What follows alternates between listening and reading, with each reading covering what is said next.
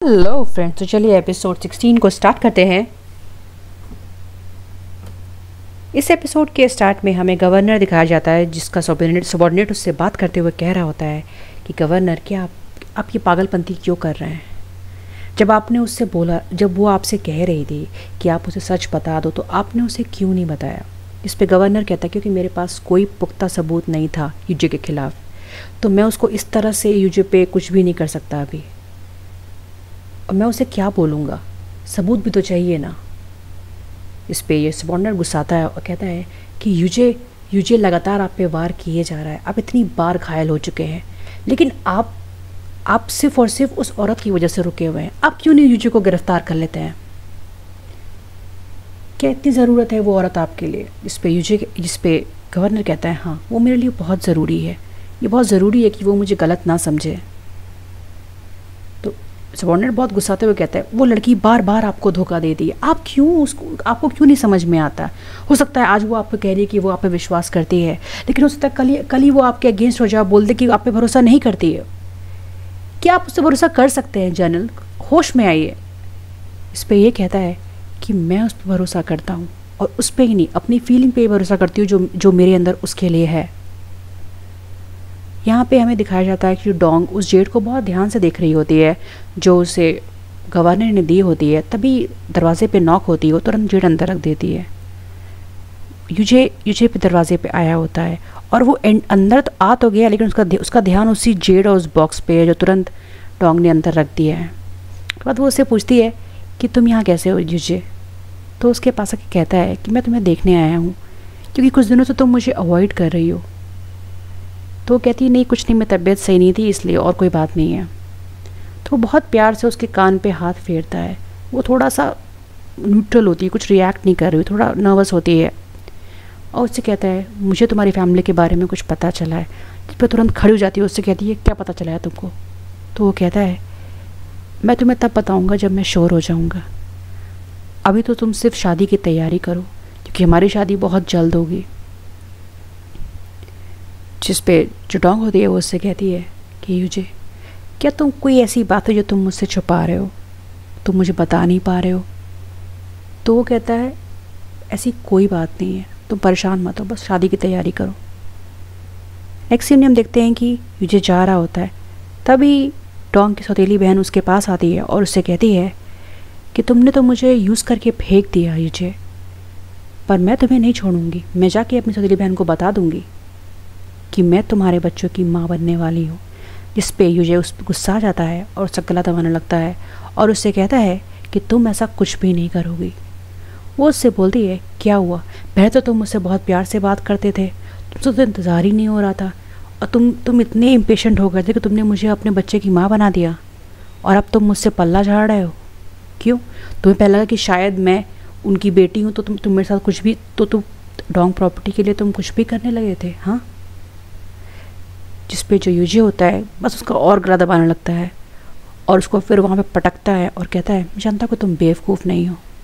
और बिना उसकी तरफ देखे, मतलब उसकी तरफ देखता भी नहीं, और चलते जाते हुए बोलता है कि कल दोपहर में मैं एक मेड के हाथ एक मेडिसिन भिजवाऊँगा, तुम उससे खा लेना। सौतेली बहन बहुत परेशान होती क्योंकि उसको विश्वास नहीं होता कि यूजे इतना निर्दयी हो सकता है अपने बच्चे के प्रति, कि अब इसे कोई काम नहीं है तो उठा के फेंक दिया उसको मारने से भी वो नहीं रुकता है।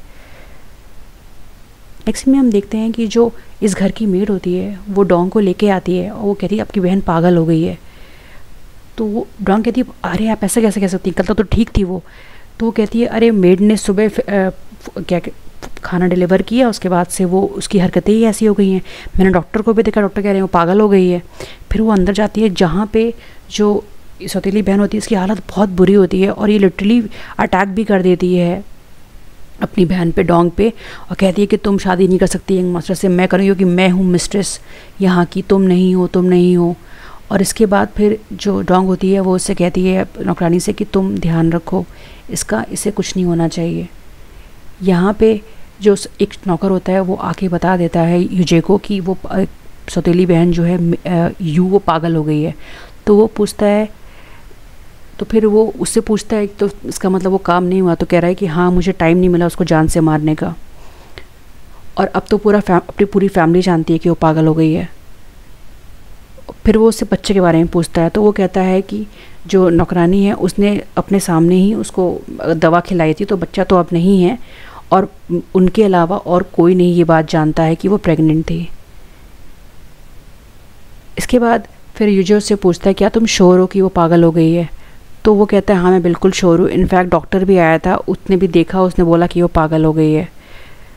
तो फिर वो आगे पूछता है अपने यूजे से कि क्या फिर अब मैं उसको जान से मारूं?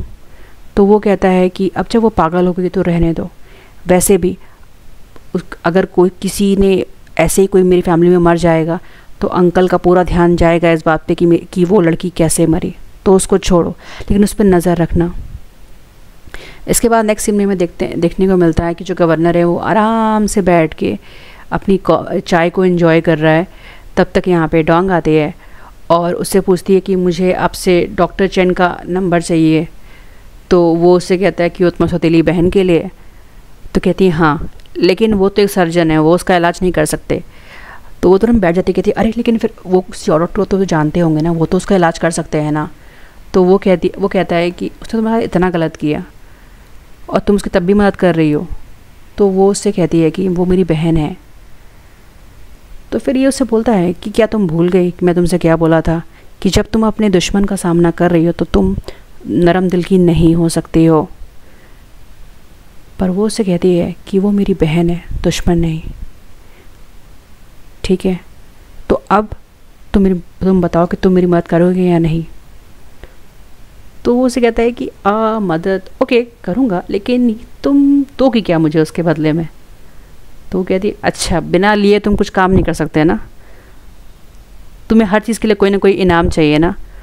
तो गवर्नर हंसते हुए कहता है ओहो तुम भी ना, सुनो तो एक काम करो, अगर तुम मुझे खुद को किस करने दोगे तो मैं हेल्प करूँगा। और उसके करीब आ जाता है तो एकदम थोड़ा नर्वस हो जाती है, थोड़ा दूर उससे जाती है और उसे कहती है कि गवर्नर आप डिफेंस के हैं, आपको इस तरह से हर बार आपको किस के बारे में ही क्यों बात करनी है और यही सब क्यों करना है? आप हमेशा ऐसी क्यों ट्रिक अपनाते हैं किस पाने के लिए या कुछ करने के लिए? इस पर वो चिढ़ाते हुए उससे कहता है कि अगर मैंने वाकई में ट्रिक लगा दी ना तो तुम कहीं भाग नहीं पाओगी, समझी? तो फिर वो बोलती है कि देखो अगर आप मेरी मदद करोगे तो मैं पक्का कुछ करूँगी आपके लिए, लेकिन ये नहीं। तो फिर वो खुश हो जाता है और फिर कहता है कि ठीक है, मैं डॉक्टर चंद से कॉल करके पूछ लूँगा।